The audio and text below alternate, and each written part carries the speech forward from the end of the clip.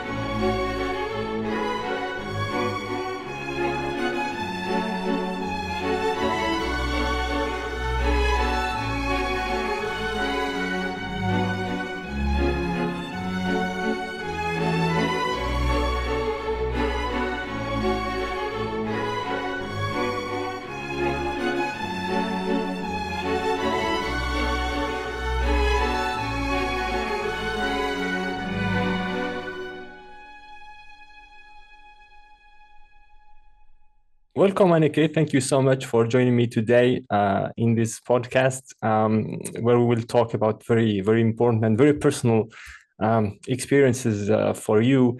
And yeah, I guess you have a lot of you deserve a lot of praise for what you're doing, because obviously it's people can easily understand that it's not easy. But yeah, the good thing is that you're a survivor, right? Yes. And it's a testimony probably of your strength and moral compass, I guess too. So can you tell us a little bit about yourself and what kind of background you came from? Sure. Yes. Thank you. Thanks for having me. Yes, I speak publicly now about my childhood, which was I grew up with a mentally ill mother who at age 6 ended up placing me in what was a murderous network. And we were in Belgium, and this was the Belgium national network, you could say, that was run, as far as I could tell, by the then Minister of National Defense, Paul van den Boeynants. He was, apparently in charge, although I know that there were royals who were really behind him, and he was doing that, with their permission, and he was kind of running a mafia-like club that was using children to get people indoctrinated into this network through pedophilia, through blackmail, and was also catering to a certain, in my experience, these were aristocrats that were extremely depraved and would basically torture and kill children. So in the first 3 years, I was there, this was from me age 6 to 9, which was 1969 to 1972. I was used as basically a dispensable child, a slave whose life had no value. And that was made clear also. And it was just lucky that I survived. And then in 1972, at age 9, the Bilderberg meeting happened in Belgium that year. And so for that occasion, I was offered as a gift, really, to an international. So this club reached, in the highest spheres of society. And then I was offered to someone who was very famous in the world, who had a rather large public profile, although mostly because of the name, not so much because of the person, not any of his accomplishments. And yes, I became his slave then. And this included being trained with mind control in Germany for a whole month, being taken to places all over the Western world, pretty much, to learn to be comfortable among the elite. And then he was going to, have me be famous in France. And so I was trained to be a singer, performer, actress. And finally, at age 10, so for 1 year, I was being trained for this role. I was lured in. Also, at age 9, I was literally invited into the network, and I gave my consent at age 9 because it seemed like a very tempting, it was a very tempting invitation, you could say. But after a year, when I really fully understood what that meant, what it would mean to be part of this club, I rebelled and was tortured again, just basically, they would call it deprogramming, but it was very torturous. And then I was put back in the Belgian network. And then you have my book there as your background. So my book starts at the beginning of this last year in the network, when I was back in Belgium, and I was just now being used for any VIP guests because I had that training. And then a young gangster took an interest, and it is the last year that relationship with that gangster that ended up in what would have been my death, except that he ended up making a deal and got me out. All of this may sound outlandish to a lot of people, including my usual audience. Yeah, really, because I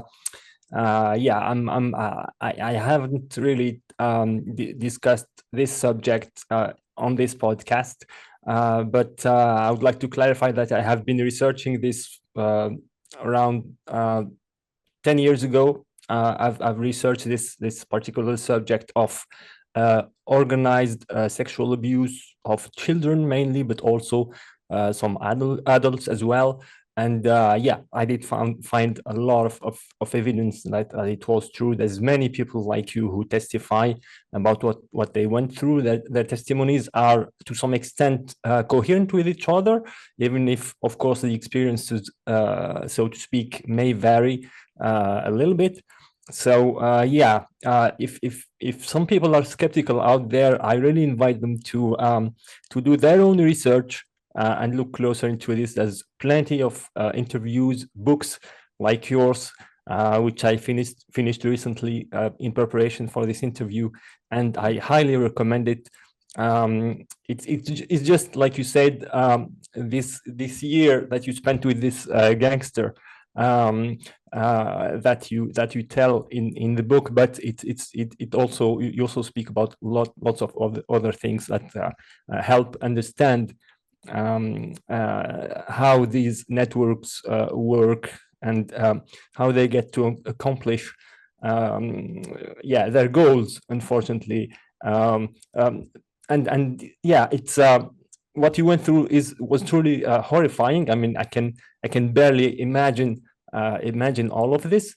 But you were guided through all of this by some light, because you were despite all the horrors, you actually got to know what love is, right, at some point. Can you tell us a little bit about this?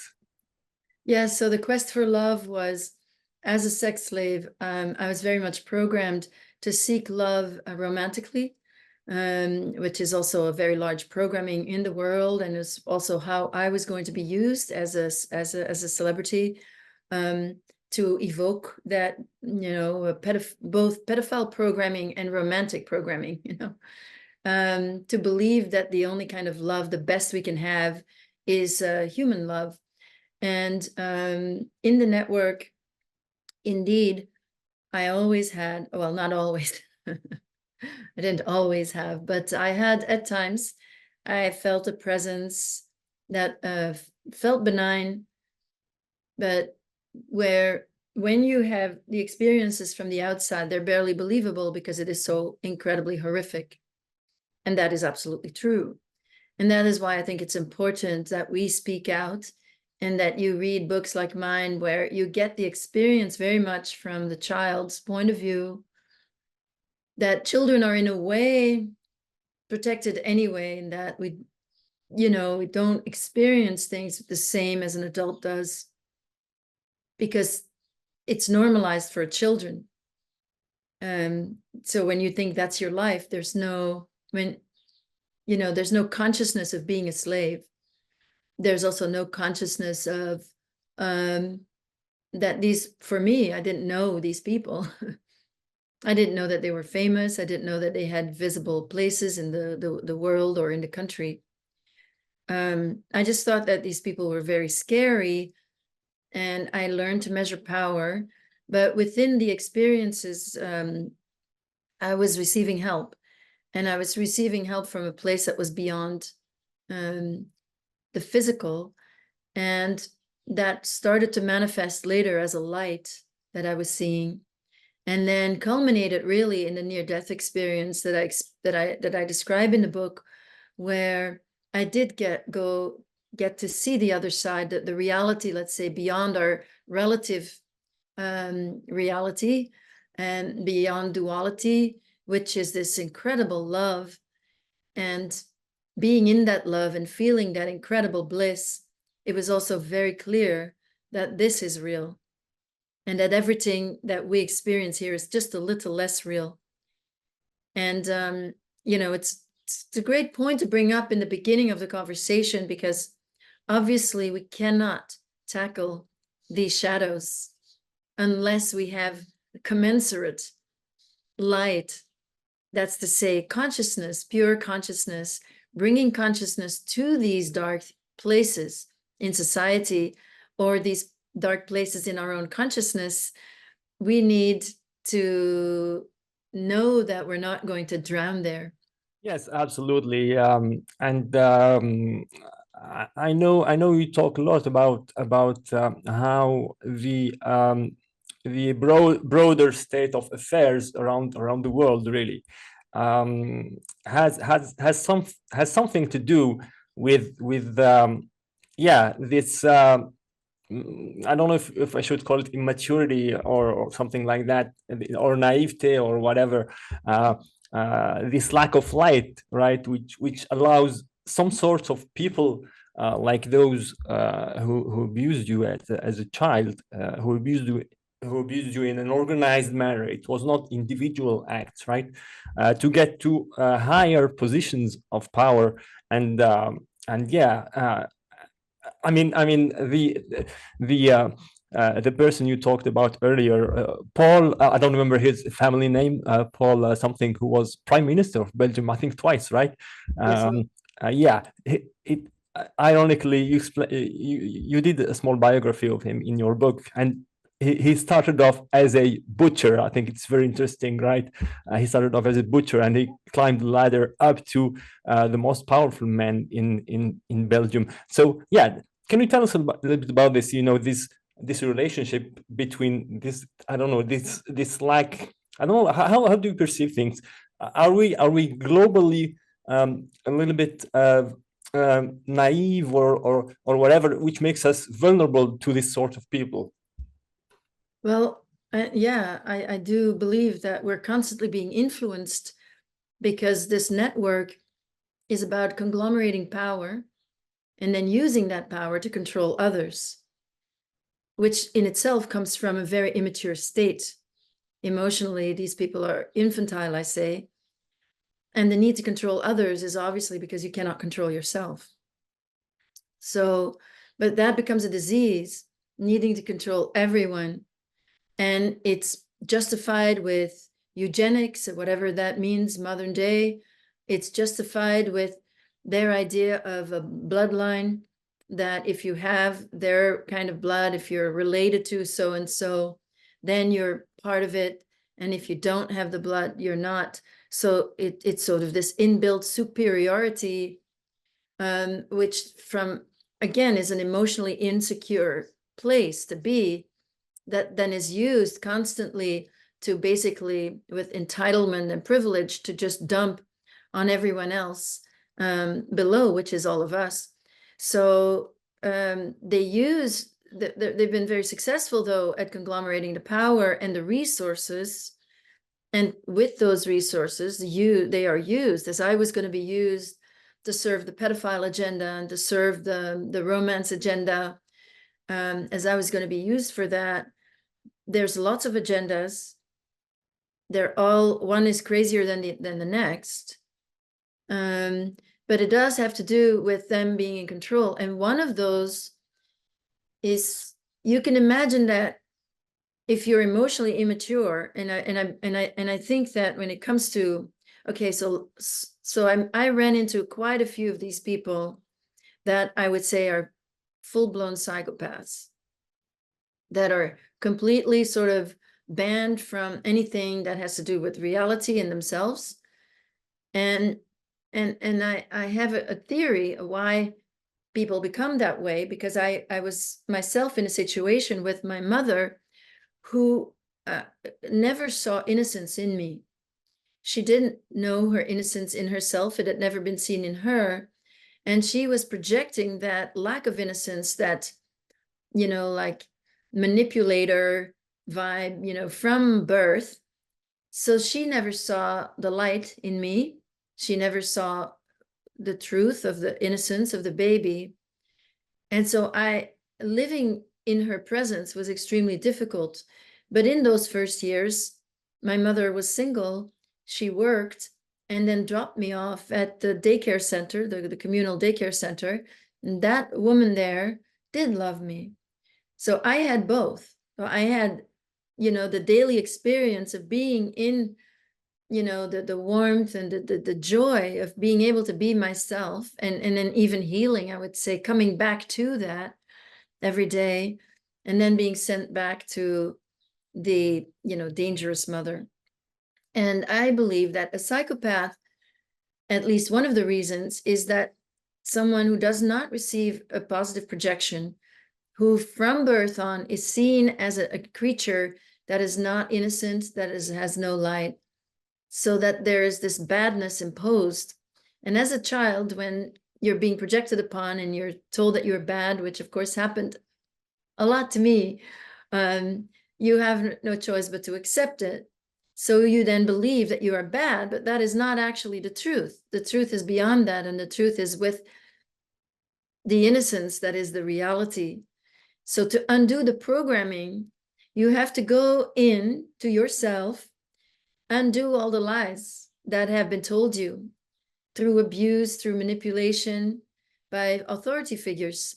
This starts in childhood, but then goes on, of course. Then these very people that were my abusers have become the authority figures of the world, where they basically tell us what to do.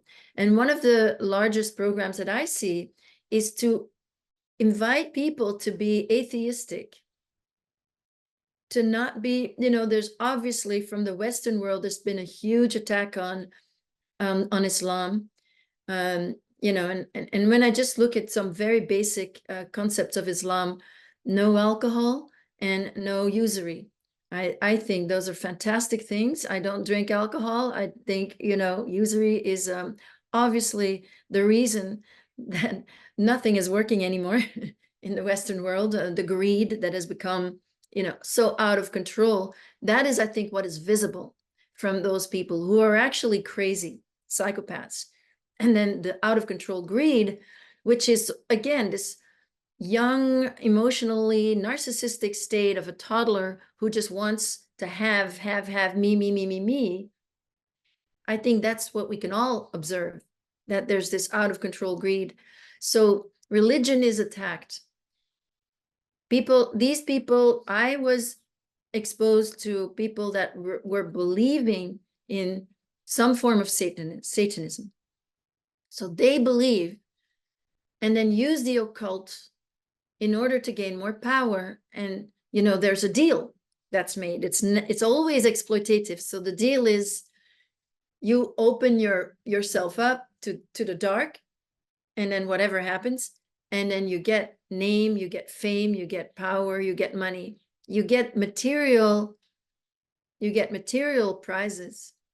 And then the indoctrination is to make sure that, Christians, of course, are very much under attack, and that everybody becomes atheistic. I do believe. And then, of course, if we're all atheistic, the atheism is sort of a very narrow state, emotionally, a very narrow state. If you cannot believe there's anything greater than your own ego, that must come from a very wounded ego, which I was there at one point. I couldn't believe in anything better, greater, and more beautiful. So I hope that answers your question somewhat. Yeah, you made so many points there. For instance, the fact that your mother didn't acknowledge you, that's horrifying in itself. And thankfully, you had some figures who actually showed you some sort of motherly love. So you had some point of reference still, despite everything. And you speak about it wonderfully in your book. And you also said indeed how these people who abused you, how they are really it's like it's because themselves they have probably been abused or subjected to something horrible, and it's like a virus, right? This is what you write in your book, which passes from the abuser to the abused.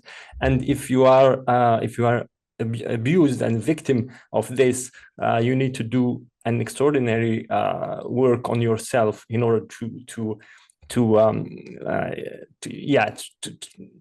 get over all of this and turn a bad thing into something positive. And it's really brilliantly presented in your book through your interactions as a child with all those sick adults. And we can see throughout the book that you are the most mature one among them, and they are all to some extent extremely damaged adults, and indeed very immature, very selfish, and they have a very fragile ego. So that was brilliantly presented in your book.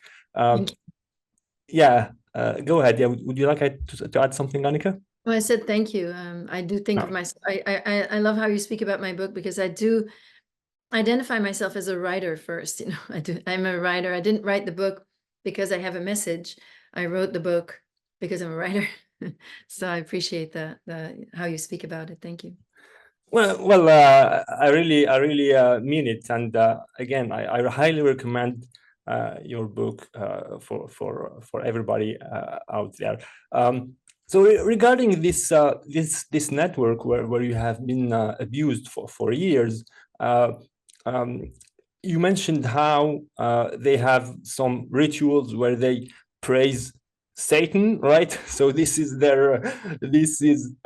it kind of shows what their purpose is, because Satan, I don't know if he exists or not, but he embodies evil, right? So it's all about pure evil. It's about perversion, It's about depravity.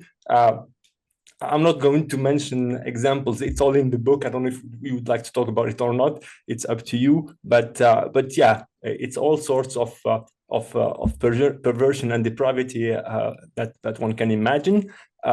So can you tell us a little bit why you think those people need to go that way, and some of them weren't they like converted into this network through through blackmail, for example? Yes. Well, there's all different degrees. So first of all, I want to clarify that I never saw any figures appear, or I never saw anything otherworldly. What I did see was people who were just being contorted and transformed, beyond recognition, like just the way that their expressions were just beyond.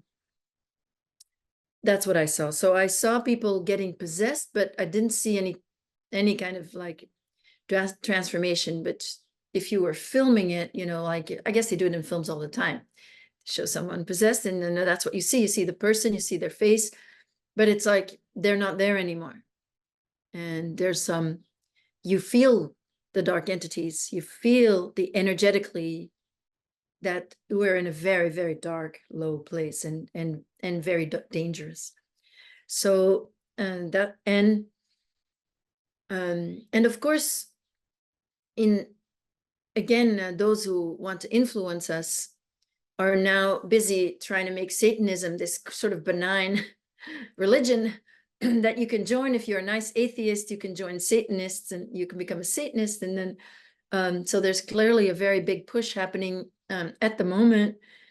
And at the same time, that when we speak about the rituals and when we speak about the things that happen there, those things that are extreme, they're ridiculed, and they're creating more and more of an atmosphere where anything having to do with drinking blood, cannibalism, is going to be utterly ridiculed. And yet that is my experience.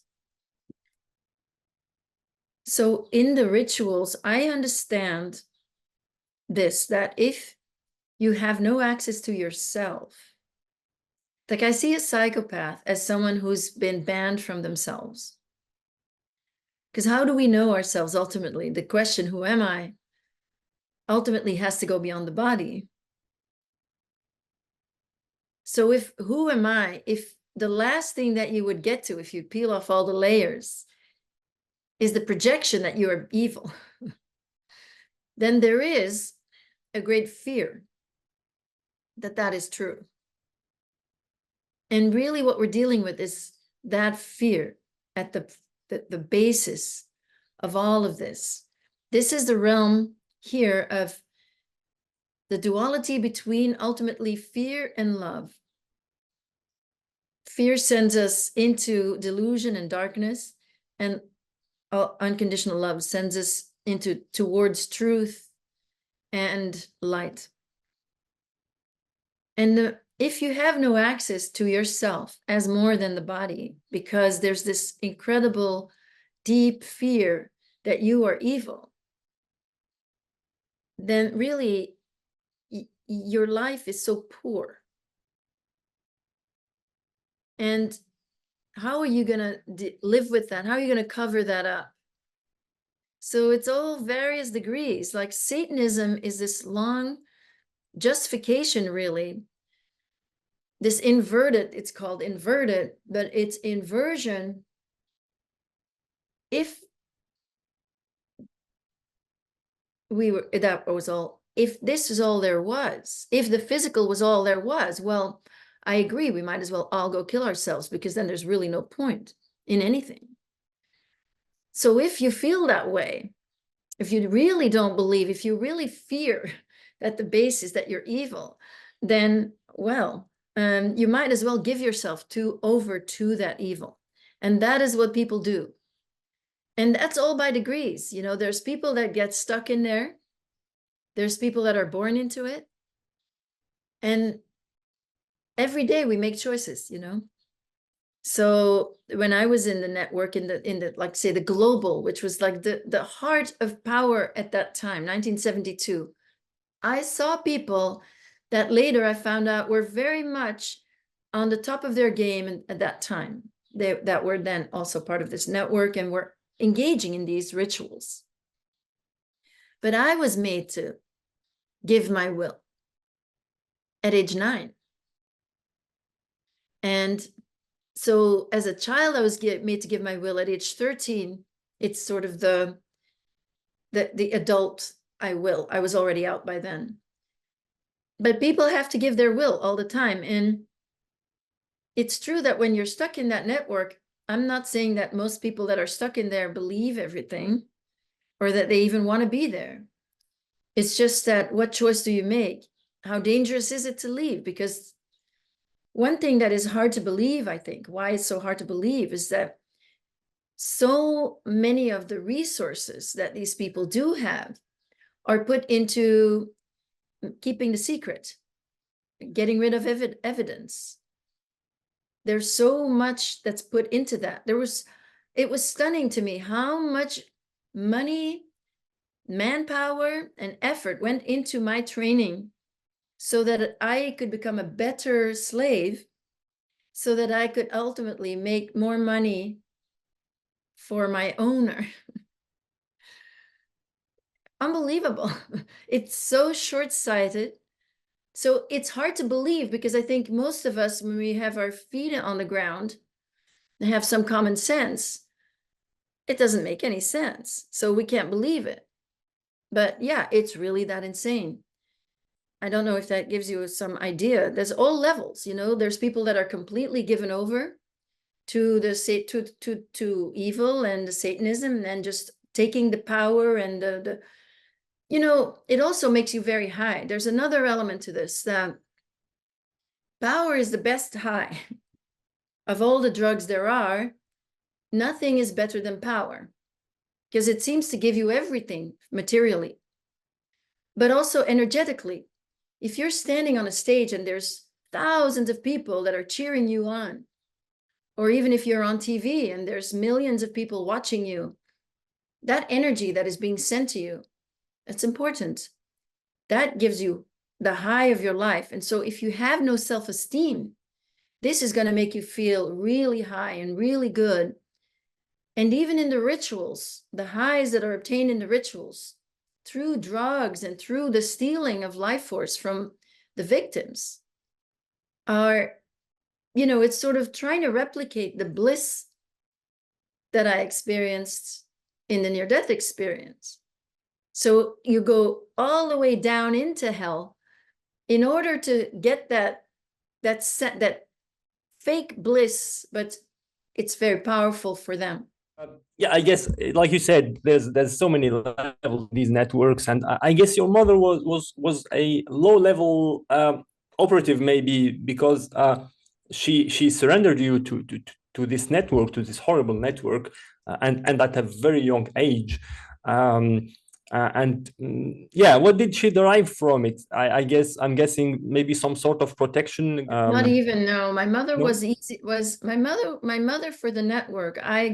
She was never allowed in. And that was because my mother's mental illness made her so proud to be connected to these important people. We lived in a village in Belgium, and my stepfather was the mayor. For my mother, status was everything. But with her mental illness, she was like a child. So she was just bragging, So the contact person for the network was a countess. So she would brag about her friendship with this countess, which obviously wasn't anything like a friendship. It was just business. My mother did get paid. I found that out. And I think otherwise it was her complete commitment to the powers that be and the idea of belonging, or at least her trying to belong to these group of important people. I think that's what was her motivation. She, just like an abused child, she had full faith in her abusers, and she believed 100% that the abusers were right, that sexual abuse was okay because her abuser, whom she loved, did it, apparently.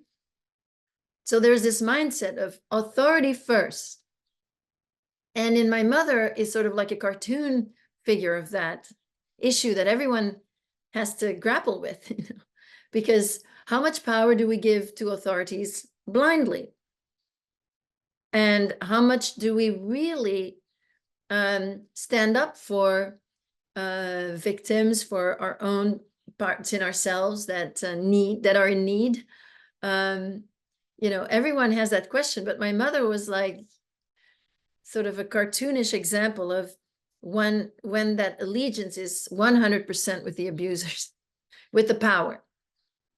It's something that is very, very clear in the book, and yeah, it's really poignant to read all of that, but it's necessary. It's also, maybe we can add that your stepfather was probably aware that you were trafficked into this network by your mother, although maybe she was a little bit discreet, if I understand correctly. In the book, she tried to avoid to make it too obvious to him, but still he knew, I'm guessing, right? Well, he never let himself know. So the biggest weapon in my family really was my parents' denial, both their ends. So my mother's denial was like living in a totalitarian state. Nothing but her denial counted. And if you went against that at all, in spite of obvious physical proof, it didn't exist in my mother's presence. But what she would do is so I had a half brother who was 4 years younger. He was never sold to the network. That's what makes me think that my stepfather didn't really know, but he very much didn't want to know. So again, they're both of their denial is there were all the signs. My mother would make up a story, whatever, a story. Like if I came back bruised, for example, at one point, my mother started telling my stepfather that I was a tomboy and that I was climbing a tree and that I fell out of the tree. But I never climbed a tree. I was not a tomboy. But there was this, oh, I'm a tomboy now. And my stepfather would just accept whatever she said. So, and it was the same with school. My mother would make up a story or she would keep me home so the signs would not be visible. And then she had a doctor that would write notes. So because she wasn't in the network, I don't know how far her protection went. So I think they just figured give her money and that's it. So she was more like a delivery person in a way. She was more like a pimp for the network. She never came in. She would drop me off outside and then a handler would open it, like say at a castle for an evening. So she would drop me off and she would stay in the car. I would get out of the car. I would go to the door. The handler would open the door and I would be with the handler then. But she was never going in. The idea was that at dawn she would be back and she would wait for me to pick me back up again in the car. I mean, you were still beaten up, raped. You were clearly a dysfunctional child, right? I mean, all these things just can't happen to a child, and the child will behave like a child. He or she will not behave like a child. So there will be signs, at least in the behavior, if not like physical signs. And yeah, probably the doctor. I mean, people should realize that when you were trafficked in this network, you actually could have been sacrificed, meaning killed at any moment, right? Or even severely maimed, like amputated in within one of those rituals to get everybody high, right? Absolutely. And indeed, because the network is composed of people with some posts that are convenient, a doctor would write a death certificate. And of course, there's judges, lawyers, people in the government, always helping to make sure that the network doesn't get found out. And indeed, if I would have been killed, there would have been no problem at all. The doctor that wrote the notes for my mother, I don't believe he was in the network, but he was very lackadaisical. He just didn't barely looked at me. You know, my mother would just talk to him and then he would just write a note. It can sound crazy, but I guess it's happening every day. And I'm sure many people who were skeptical about all of this, since the Epstein case, I'm sure it has opened the eyes of many, many people around the world, because it's like there's too much coincidence in this, you know. It's like it can't happen. It can't be that big. And yeah, I'm sure a lot of people have changed their minds regarding this.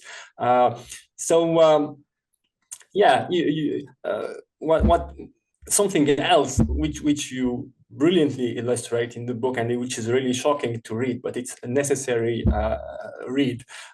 It's also the fact that, like you said earlier, at some point you were handed over from the network to this gangster who is part of the network, who had some level of power. He was quite young. He was 21. I'm guessing he was a hitman, from what I understand, for the network, maybe something like that. You will tell me if my intuition is good or not. And so he was 21. And when you were handed over to him, you were 10 or 11. And yes, you were hanging out with him. He was kissing you and even having sex with you publicly at some point. And on very few occasions were people like a little bit suspicious. From what I get from the book, a lot of most of the time, maybe people were like finding that cute, you know, this relationship between this 21-year-old, so an adult, and an 11-year-old girl, right? So what can you tell us about this? Yes, I think just to clarify, originally I don't believe he was a hitman for the network. He came in with his father and he was already a criminal. And the reason that he was getting the respect in the network was because it was obvious that he had a gun and he wasn't afraid to use it. So he received respect at age 20 because of his violent nature, his reputation as being violent. And he was 20 and yes, I was 10. And then indeed, I mean, not just with him, I have been in public at the sides of my perpetrators quite a bit. So he indeed, so what you're talking about was on a sailboat in the south of France.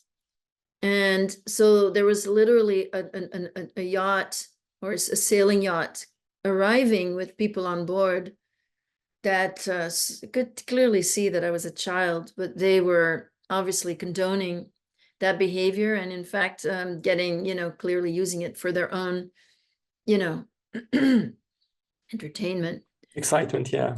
and excitement. So when you reach the higher classes, though, I felt that these child sex abuse was very much normalized. Also, remember, this was 1974. This was a time when there was a really big push towards accepting pedophilia. I believe that there were some films out that were very highly questionable, that were presenting children as sex objects. We had Blue Lagoon, and then not to speak of in France, you know, there was plenty there. Abilities. I mean, there was David Hamilton was taking these sensual photographs of young teens. Now it's coming out that he was actually also raping them. There were quite a few pedophiles in France that were speaking about pedophilia openly, you know, and selling it. So looking at the time and also the place, France, 1974, it was not that strange. Maybe it was possible. But also this American, and so the one who became my owner internationally, that American took me to New York, and we went shopping on Madison Avenue for clothes for me. And I didn't really speak English. I understood it, but I didn't really say much. But if anything, he would have said I was his niece from Paris. He said that to the staff, but he never had to, because people were so thrilled that this billionaire was coming to shop in their store that they were just blind by default. Yeah, it's crazy how people internalize these things, right? And yeah, indeed, the 60s and 70s was like the sexual revolution, right? Was it a sexual revolution, like in a good way? Although I don't know what would that mean, or wasn't it? Yeah, indeed, these perversions, which were being normalized regarding children, but also women, right? Because there's in the West this glorification of the 60s and 70s as a period of liberation of women, right? What do you think about that? Was it really a period of liberation for women?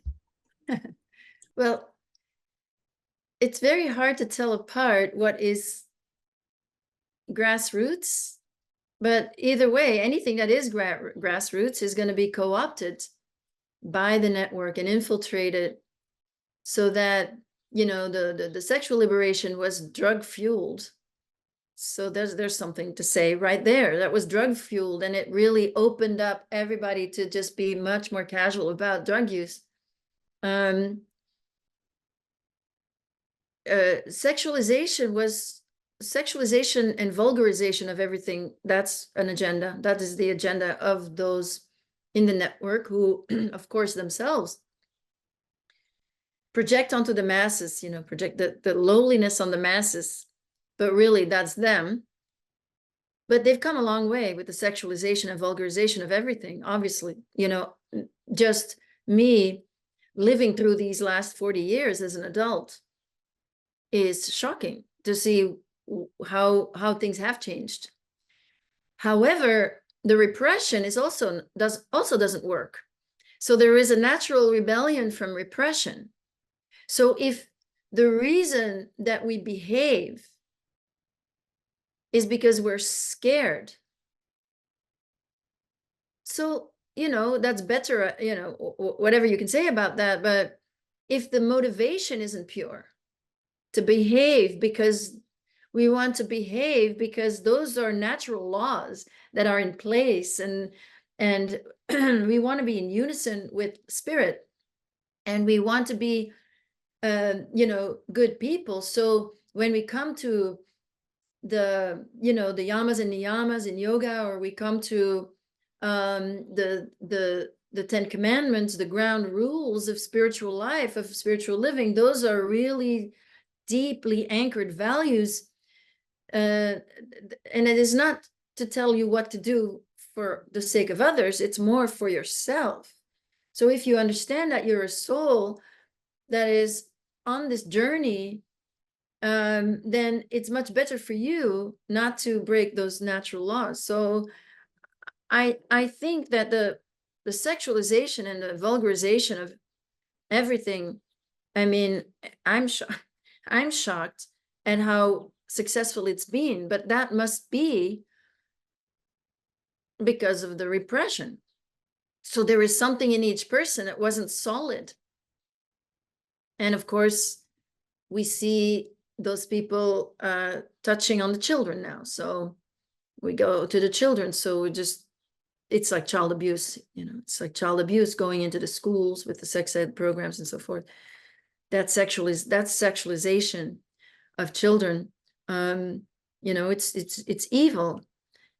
So this glorification of the 60s, I think when you look back, I tend to like hippies and everything, you know, but I've also had some experiences just to show me it's not about the externals, and it's not about sides. It's important that we see that any kind of privilege is a tool for division. and that any kind of cause is made to cause that division. Any war is a tool for division. So we have to be very mindful, I think, to do our best to not fall into this extreme manipulation, that as soon as we turn on the TV, we're being manipulated. As soon as we go on social media, we're being manipulated. We really have to have our own feet on the ground and have our values, and it can only be rooted in some sort of, and I don't mean dogmatic religion, I mean spirituality, lived experience. How do we connect with spirit? Like for me, meditation, prayer. But we have to go back to that. Otherwise, what? Otherwise, it will just like everything will. But I think consciousness is rising. So I think this is the move in large sense towards back to spirituality, where we've had the dark ages and only dogma and abuse of power in religion. So obviously we need to find religion within us in a way that it works and it's practical, and it's just, that the differences of religion are seen as more like denominations, that we understand there's only one God, and that we are all children of God. And as such, as children of God, we are all equal. And everything else is geography, culture, Yeah, you put it really, really nicely there. These perverted elites, they project their craziness, their crazy fantasies on society. And yeah, something that was grassroots and genuine, like women's needs for their partners to care for their own sexual desires and things like that, and to be able to work like men, and not have to ask their husband or partner or for the green light to be able to work. It should be a basic thing, and all of this has been twisted, and now in Western societies, women have really become like sexual objects, and indeed, awful. if It's awful. All you have to do is turn on the TV to exactly, understand that women's liberation has done really not much good. And it's also, again, it's these boy-like men that have centered entire society around, like, say, their sexual urge of an adolescent sexual urge, and all, and rape of women, let's be clear, is a tool of war for a good reason. So when girls are being raped and women are being raped, it affects your self-esteem. And there's this essential perversion that happens now. So the rapist already has this perversion, or they would never rape. But what is the perversion? It's the child who is innocent and lovable by nature suddenly is not innocent and can be loved only if she puts out sexually.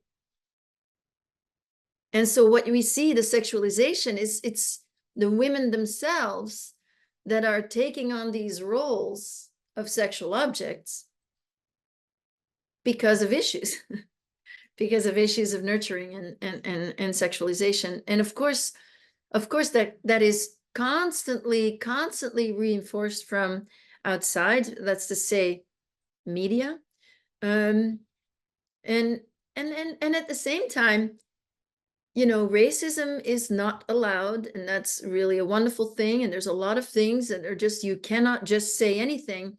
But if you turn on music, blatant sexism is completely rampant. It's like, I don't even want to go to a store anymore because the music is like, I don't want to listen to this. It's vile, and it's so sexist, and it's so out there. So no, I think that women's lib was co-opted by the abortion movement. And I'm not speaking out for or against abortion at all, because it's a very complex issue. Let's just be honest. But what are you fighting for? Like the women's lib becomes the right to kill your baby inside.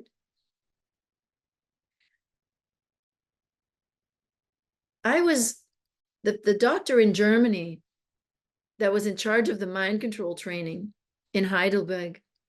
He was the head of Pro Familia, which is the Planned Parenthood of Germany. So I think we need to ask the questions, what happens to the fetus once you abort? Why do you not sign a consent form? What happens to the fetus?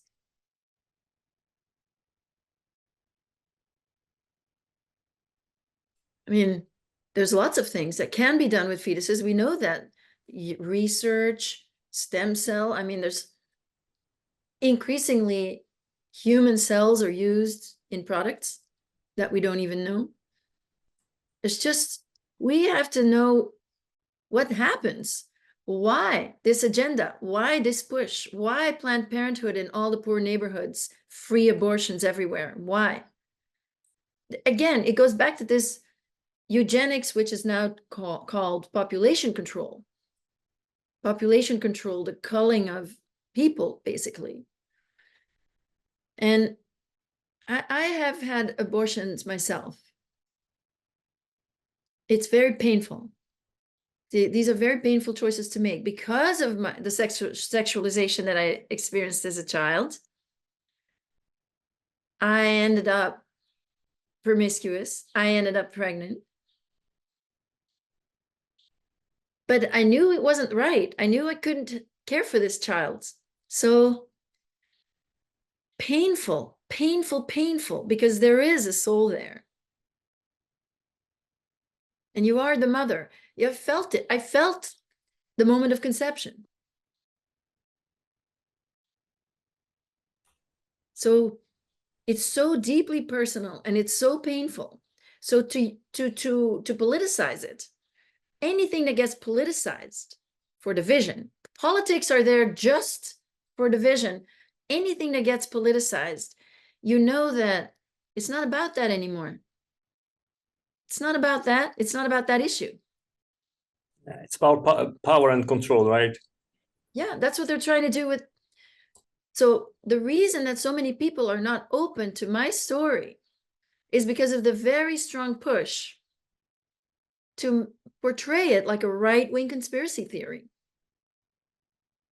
So I'm talking about what happened to me. That's testimony. That's not theory. And then those most extreme elements are used to ridicule it. But mostly it's this idea that if you believe this, you're a fascist. And nobody wants to be a fascist, right? So it's politicized. They're trying to politicize my story and try to make it into a QAnon. And I've seen that happen. I've seen QAnon take my story and run with it and change a lot of things without asking, no permission asked, also change details, change important things I never said, and, just confuse. I don't know if it was genuine confusion, but certainly there is something about gathering around what is very sensational and then getting behind a cause and save the children. And there was a cultish feeling to that,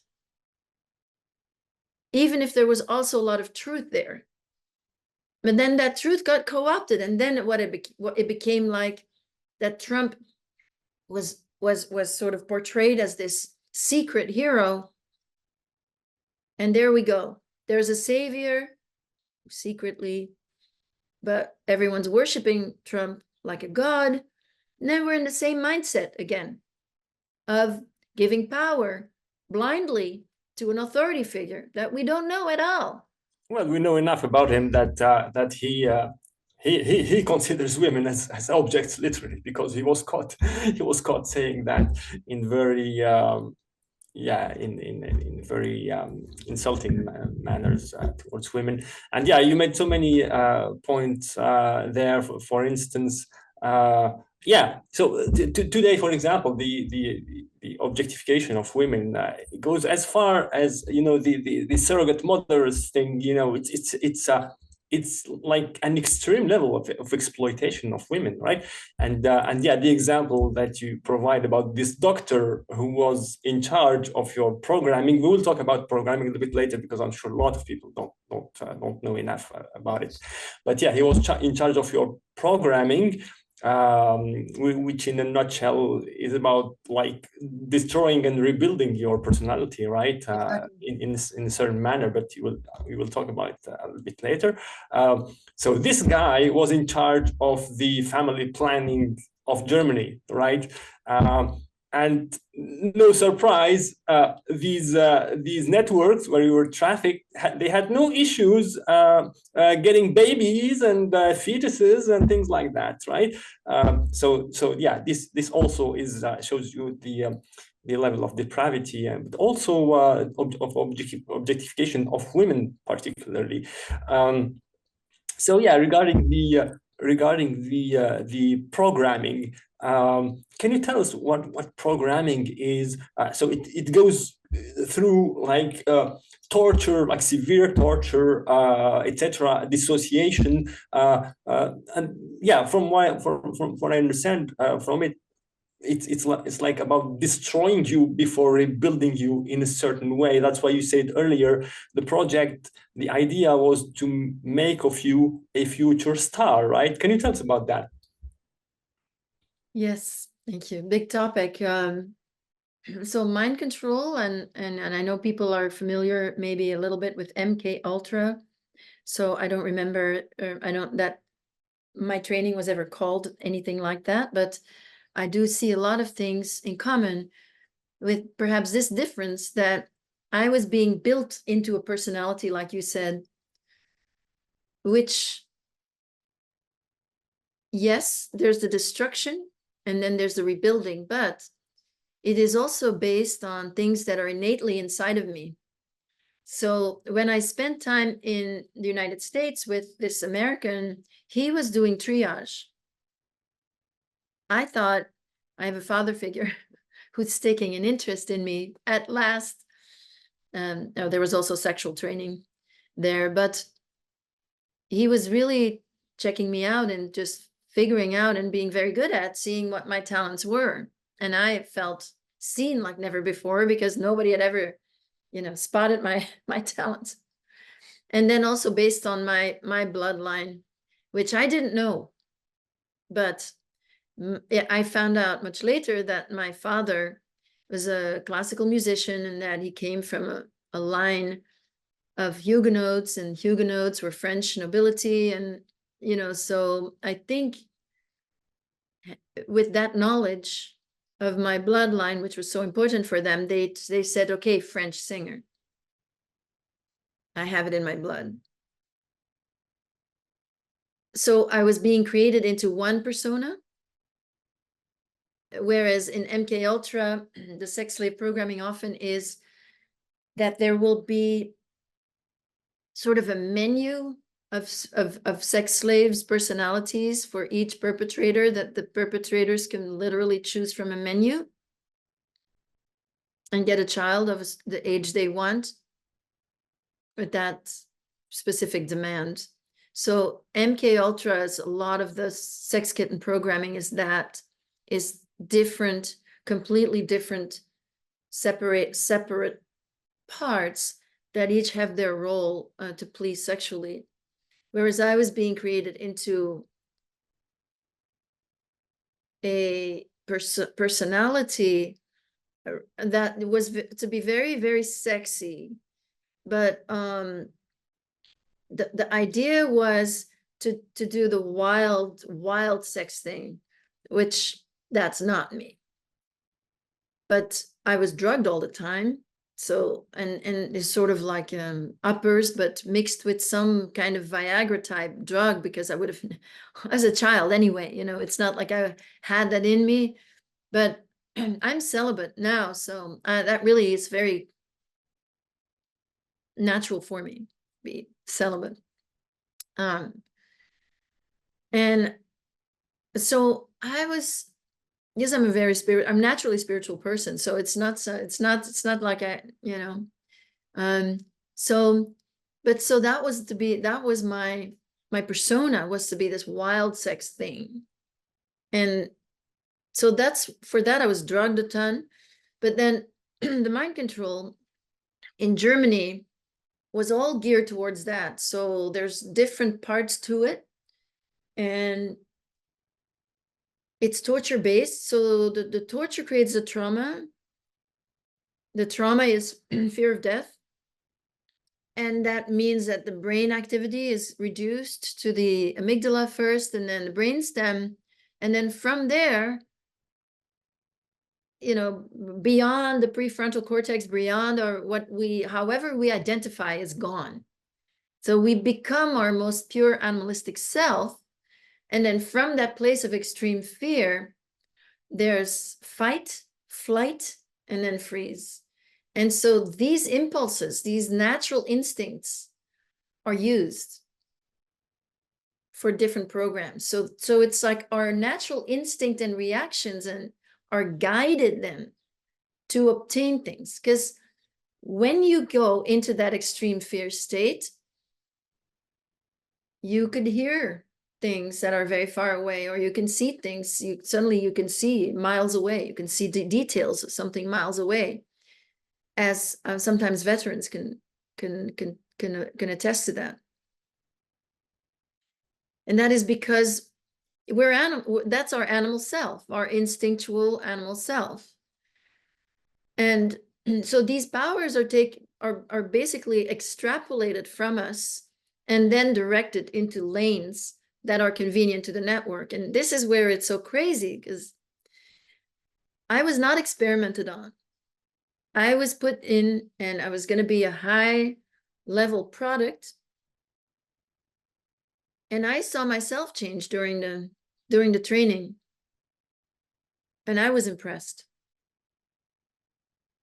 So to think that so much effort and so much science, really, because there's a science there, I can tell you. Psychologically, they know everything about trauma. Know nothing about healing, but they know everything about trauma. That the results were so precise.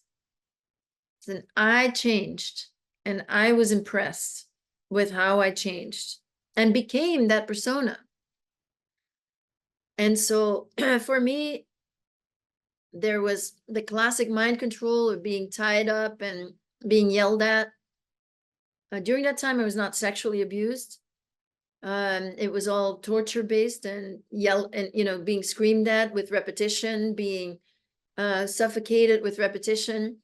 But there were specific programs, and there was the theta, it's the psychic opening. So I was put in a sort of a tank, a saltwater tank, a sense deprivation tank, but the water is deep, so I could drown if I fell asleep, or if I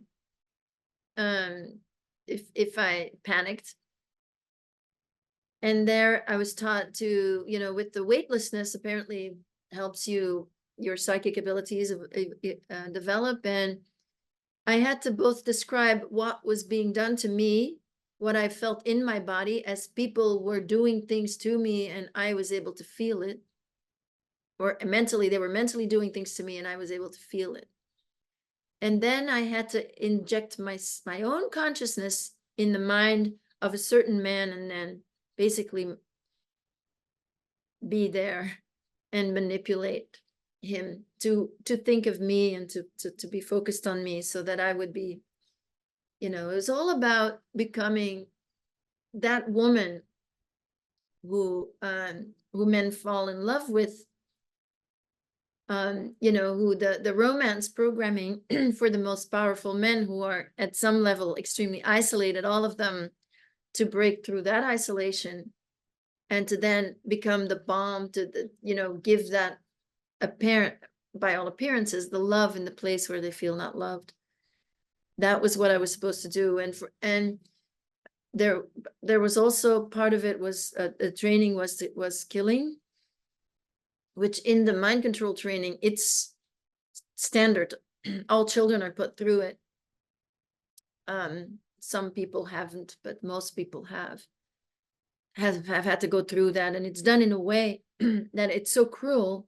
Again, it's very difficult, but I'll just say this, that you learn very quickly.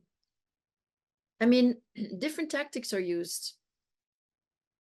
As I worked with survivors, and so some other survivors, they had a different tactic, because it's whatever, for me, it was made clear that if I don't do it, it's worse for the victim.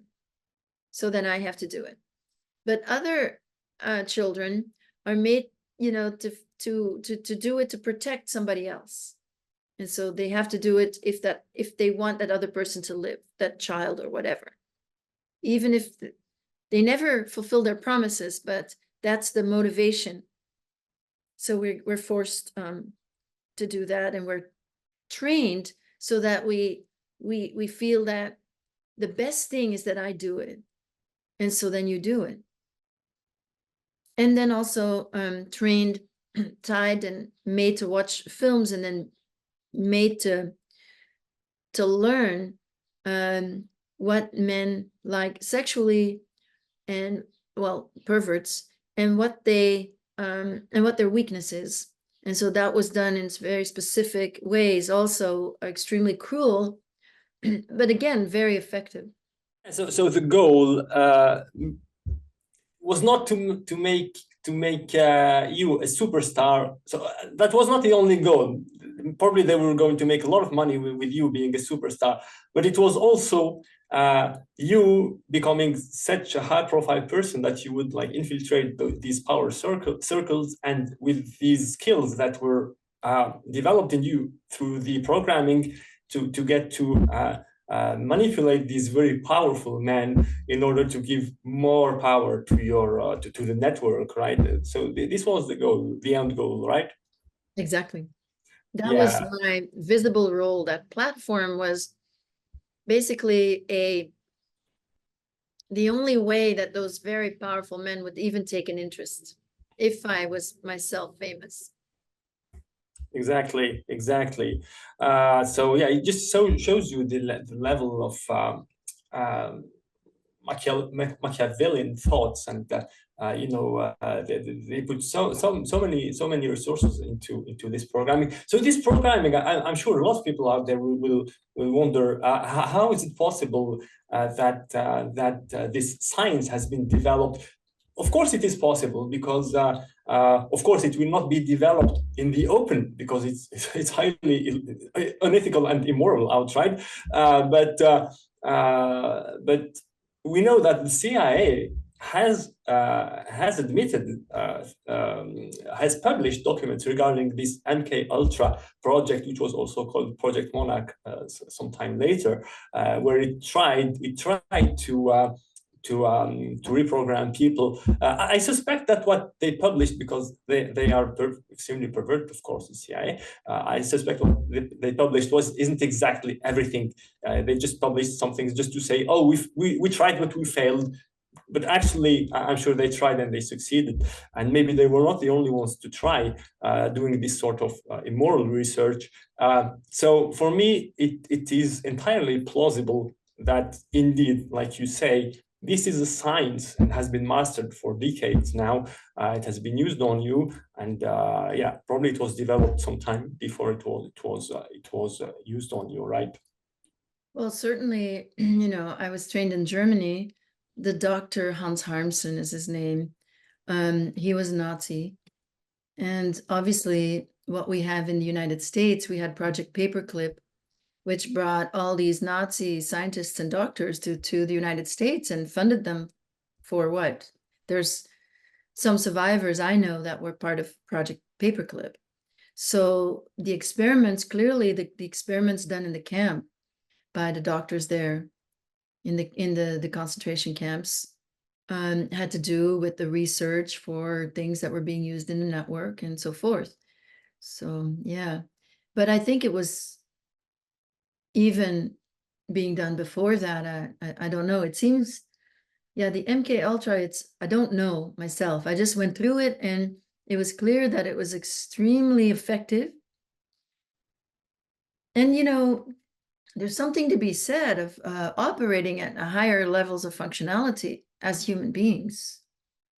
Obviously, torture is not the way necessarily to get there, but it's. I once heard a pedophile was asked. He was the director of a choir, of a boys' choir, and he said that him sexually abusing the boys, it improved their voice, it improved their singing. That is sort of the network mentality. I was made into a singer. I was getting singing lessons at age 9 by a famous French performer, naked. I was naked. And sometimes he would touch me, sexually molest me to affect my voice, to make it more sexy. So again, there's this science behind the perversity. I know that it must be possible to get these gifts out in other ways with love. I think what they're trying to do is take the shortcut. Take the shortcut to get those gifts out. And what they're always missing is the love. With the love, you can do the same, but it's going to take you longer. It's the same with the spiritual. You think you're taking the shortcut, and you don't have to do the spiritual work of being a good person and doing your best. And instead, you can just do everything, and you can still have the bliss, and you can have all the material wealth as well, without being aware of what you're doing to your own soul. And so the spiritual way is the long road. It's much harder. It takes courage. It takes, being willing to be completely alone, because these people drop you, because if you want to say truth, this is my truth. Well, I'm very grateful today that people are listening, but I don't expect it because I know where I've been. So yeah, they're always trying to take the shortcut. And it seems that mind control is taking a shortcut to getting people's special gifts out. But I do think we should focus on getting our special gifts out in different ways. Yeah, like they say, a hammer will always see everything as a nail, right?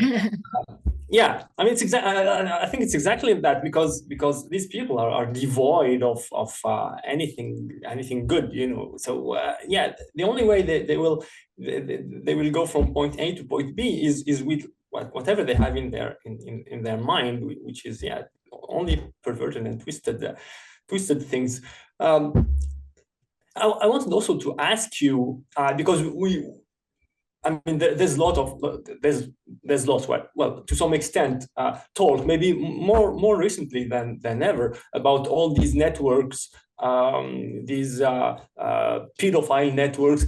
Well, it's not just about pedophilia, it's also about power, like we discussed earlier, right? It's about getting power and accumulating wealth and things like that, and also perverting people and putting them under the influence of these networks in order to grab even more power.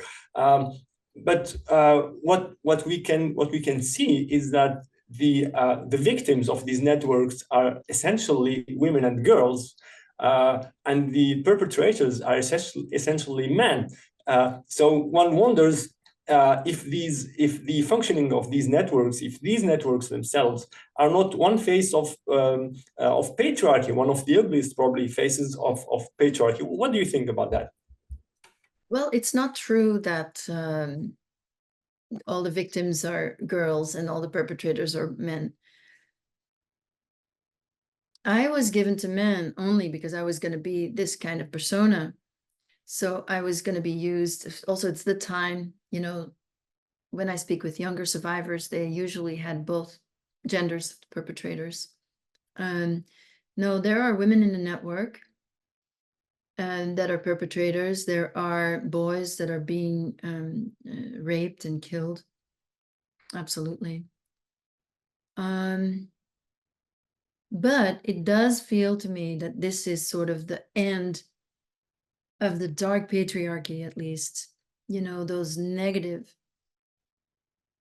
the negative about the negative, the potentials of what can go wrong with when male energy is misdirected.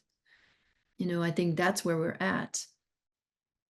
So to subdue the female, the mother, the compassion, and everything that comes from when females live in their power. See, the reason that girls are used more than in mind control, because I did see more girls than boys, but the reason that girls are used more than boys is because their endurance is higher.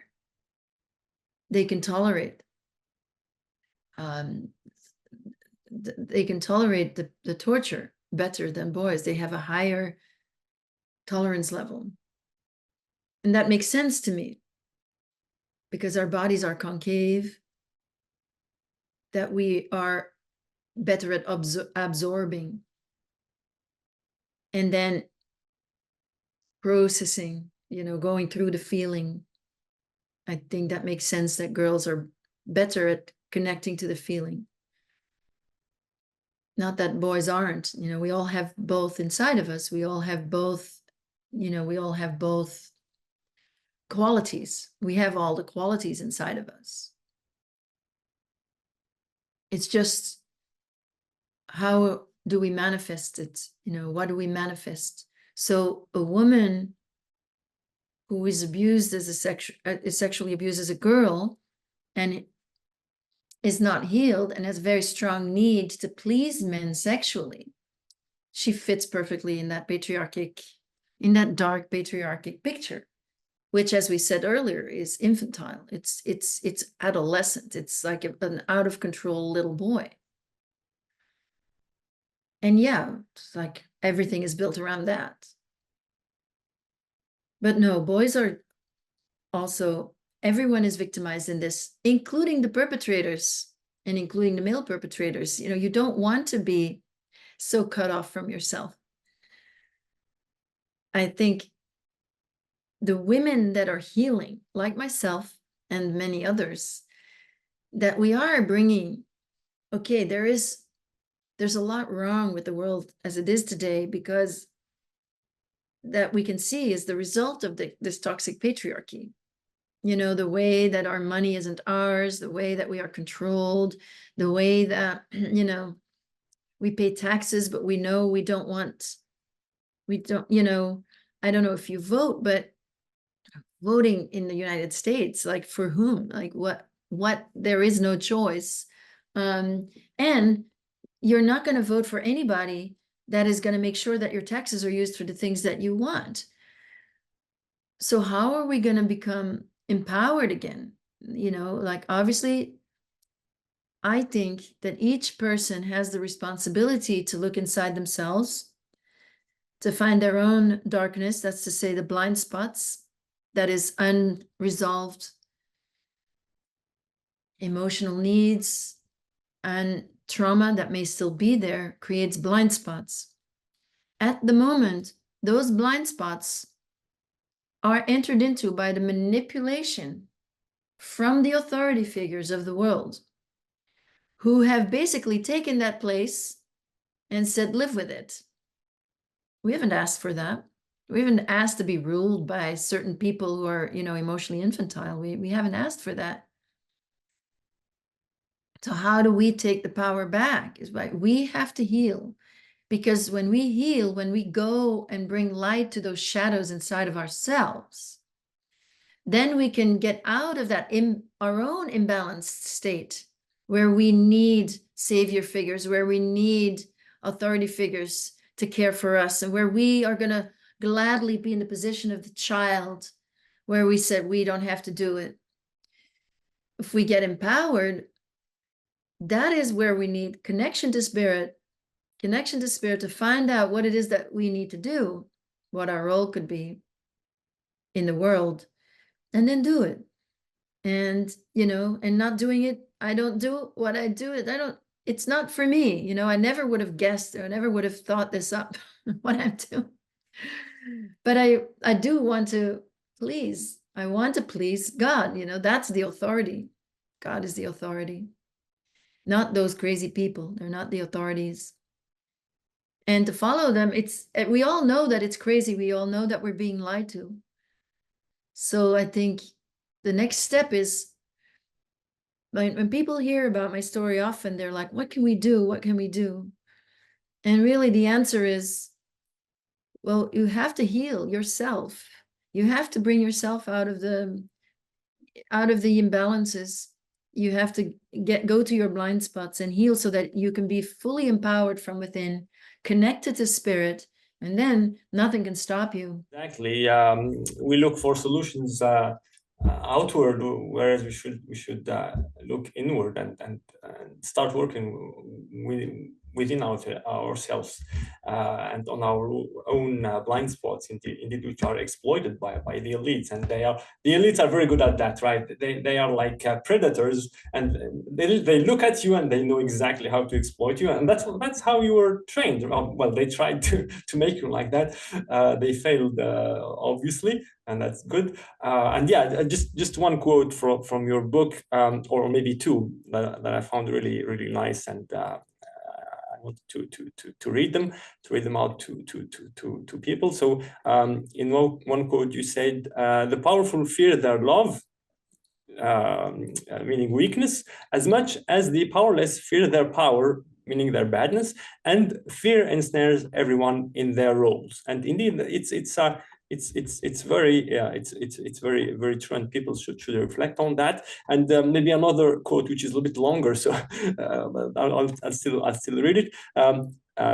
So you say, I quote, "Confronting personal trauma is synonymous with deprogramming from mass brainwashing. It demands courage. No one wants their past to include humiliation.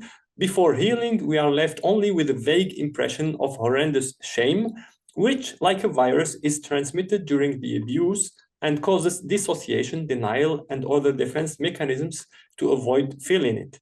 Shame unattached to corrigible actions is unbearable, because it covers the soul with the lie that the badness is incorrigible and thus innate.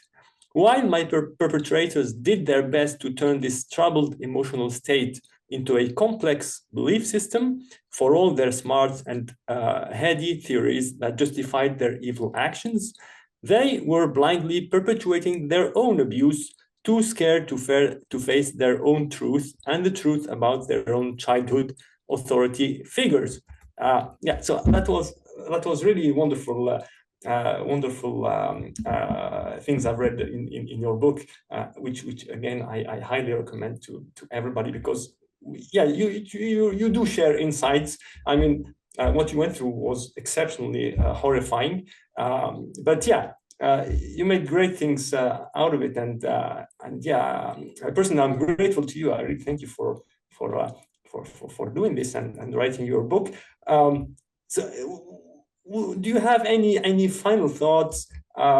And for instance, yeah, if we talk about more pragmatic things, in addition to your final thoughts, I remember, so you have a podcast, which is great, and you interview survivors like you. In one of the interviews, you interviewed Dalila Sadok, which is the mother of children who have been abused by the father.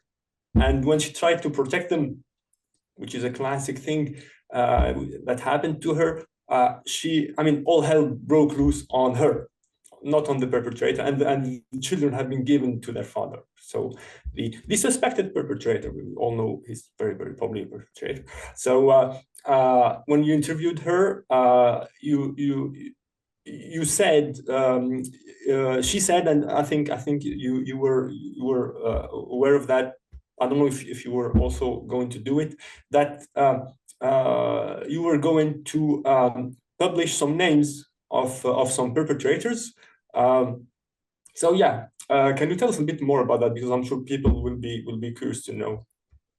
I think Dalila, so Dalila and I met on the for a shooting of a feature-length documentary in France, which is actually out now and is playing in the cinemas in France, all across France, and even in Belgium and Switzerland. And it is spreading fast. It is really quite amazing, attracting large audiences, and it's the cinemas keep it running because it's attracting so many people. So I don't know of anything else like this movie called Les Survivantes, the Survivors, follows six people like myself, and then two mothers, and Dalila being one of those mothers whose children are currently in the network. This is still happening. So she was saying that she was going to name some names, which she has. Like in her case, in the movie, she names the judges, she names the people that were involved in her case, so that is out there. I myself am a little more conservative because most of the people that I saw, they turned out to be so famous. So I have named people in Belgium, obviously, for my book, and given some information about them and everything, and the little bios. And I will continue, but I always have to do things intuitively when the time is right. And, I have been threatened and so forth. So I just have to be careful. I never want to give a name because I want revenge, that it has nothing to do with any, I have been public since 11 years, but I've actually been pressured to be public for 15 years before that. And I waited 15 years because I didn't feel that I was ready to withstand, the criticisms and the attacks, but also the love and the attention that you get from speaking out. Because it's quite something when you're being mistreated and abused, and then suddenly people love you. That is the power trap. If I am going to be attached to that love, that makes me vulnerable, and that's the only thing that the network has to catch me with. So I'm always very careful. I am not going to fall into any of the visible traps. So if that means less viewers, less followers, I don't care. It really is about the integrity of my message, and, my message being about healing. And, the revelation is part of, it needs to be revealed so that we know what we're dealing with. And then we can heal. And of course, this information, the fact of the information, I invite people to go listen to other podcasts, and of course, read my book to get a better sense of how these things are possible. I hope that I'm good at explaining that. How is it possible? Well, here's how it's possible. And here's how the network works. And here's how this all comes together. But I speak about it, and it needs to be revealed. That's sort of like a practical thing. But then it threatens to completely upset, someone's worldview. And that's where, when that happens, then it's really important to be able to go inside and go do your own work. And that's where I come in. And I've developed a healing modality that is called the Unconditional Model. And that is based on, I was working in the prisons before. So for 10 years, I worked in prisons, bringing yoga to prisons. And I was trying to find a way to be present without any hierarchic differential. So without the privilege being in the way, without the fact that people are actually incarcerated being in the way.